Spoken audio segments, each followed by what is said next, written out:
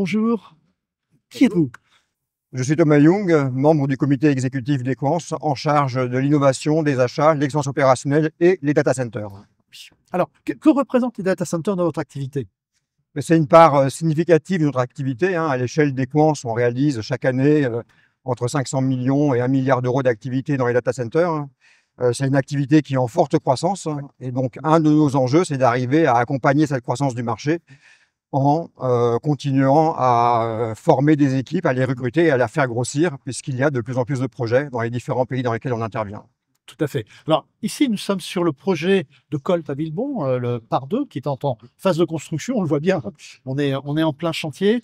Est-ce que ce chantier est un peu emblématique de l'évolution que vous voyez au niveau des data centers et comment vous voyez le data center de demain?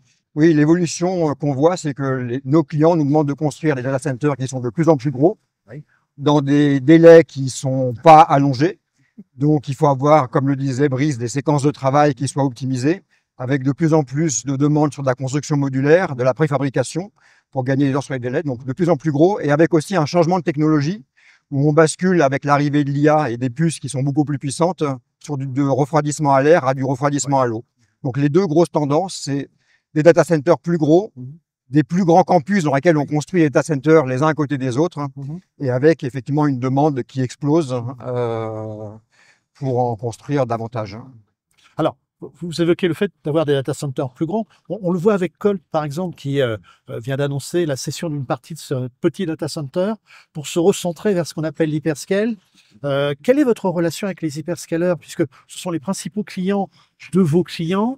Comment vous arrivez à travailler ensemble pour intégrer également leurs évolutions technologiques et leurs produits? Oui, alors ils ont chacun des spécificités sur leur design. Donc chaque client a un design un petit peu particulier. Ils ont des exigences santé-sécurité qui sont très très élevées. Ils ont des exigences aussi en termes de process qui sont très spécifiques. Donc nous devons être capables de nous adapter aux différents niveaux d'exigence de ces clients. Et quand on travaille pour un Colt qui a lui-même ou un Amazon ou un Microsoft ou un Google comme client, on est à la fin en interaction directe avec ces clients. Et donc, nous, ce qu'on voit, c'est que non seulement la taille des data centers augmente, mais le niveau d'exigence sur tous les sujets de nos clients augmente. Et donc, il faut qu'on soit capable de s'adapter à ça, de revoir nos façons de travailler, de revoir nos process pour coller à ce niveau d'exigence qui monte. Alors, ce qui nous permet d'ailleurs d'évoquer un autre sujet qui est aussi important. Vous avez créé une Data Center Academy.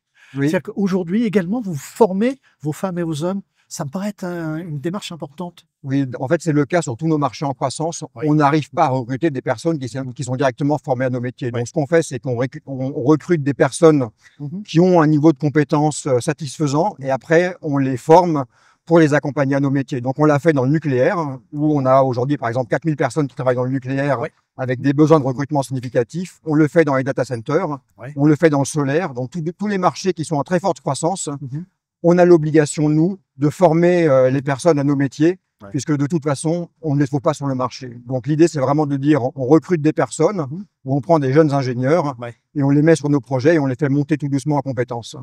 Et le niveau de compétences qui est attendu sur des projets de cette amplitude sont assez importants. Donc, on a besoin d'avoir des gens compétents et des gens qui ont fait plusieurs projets significatifs pour pouvoir après avoir un niveau de compétences, d'autonomie, de responsabilité qui leur permettent de prendre des projets de cette taille-là. Alors, peut-être pour terminer, on va parler un petit peu environnement, parce qu'on sait que sur ce projet, par exemple, il y a en particulier de la végétalisation, il y a un certain nombre d'efforts qui vont être faits. C'est un point qui devient aussi très sensible pour les clients. Vous y êtes également vous-même sensible. Qu'est-ce que vous apportez à vos clients en la matière? Il y a plusieurs sujets sur lesquels on travaille. Il y a tous les sujets également de biodiversité, donc de végétalisation, biodiversité, limitation de l'empreinte carbone, réutilisation de la chaleur fatale. Donc ça, ce sont effectivement des sujets qu'on discute très en amont avec nos clients. Qu'est-ce qu'on peut proposer? Comment on peut prendre en considération les différentes problématiques? Lorsque, sur des projets de data center, par exemple, il nous est arrivé de faire des passages pour que la petite faune puisse circuler. Donc, quand on clôture le data center, permettre éventuellement à des petits animaux de pouvoir passer. Et donc, on a effectivement des personnes dans l'organisation de data center qui sont dédiées aux problématiques environnementales, biodiversité.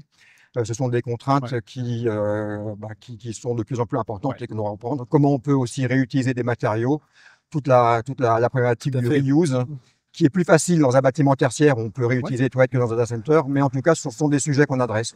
Oui, tout à fait. Et pour terminer, chaleur fatale, si on peut l'évoquer. Ici, ce n'est pas encore le cas, mais le projet est en cours. Je dirais que les conditions autour vont le permettre, finalement. C'est de la même façon, on voit que nos clients sont de plus en plus concernés par ces problématiques. Donc, à minima, maintenant, ils nous demandent systématiquement de pouvoir prévoir dans les locaux techniques un espace dans lequel on pourrait mettre un échangeur, une pompe à chaleur pour pouvoir récupérer la chaleur fatale le cas échéant et la réinjecter dans un réseau de chaleur à proximité. Il se trouve qu'en Île-de-France, tous les data centers sont construits à proximité d'un réseau de chaleur. Les problématiques qu'on rencontre sont les différences de régime de température entre des réseaux de chaleur qui sont anciens avec des régimes de température hauts et des data centers qui peuvent produire de la chaleur avec une pompe à chaleur à 60, 70, 80 degrés. Et donc, un des enjeux, c'est aussi d'arriver à rénover les réseaux de chaleur existants, rénover les sous-stations pour faire baisser les températures et pouvoir réutiliser la chaleur fatale des data centers. Donc, mais à minima, on fait en sorte que techniquement, ce soit faisable. Ça, on sait le faire. Et après, c'est des discussions avec les collectivités pour faire en sorte qu'on trouve des solutions. Pour résumer, le data center, c'est un vrai chantier, mais dans le bon sens du terme. Exactement. Merci. Je vous en prie.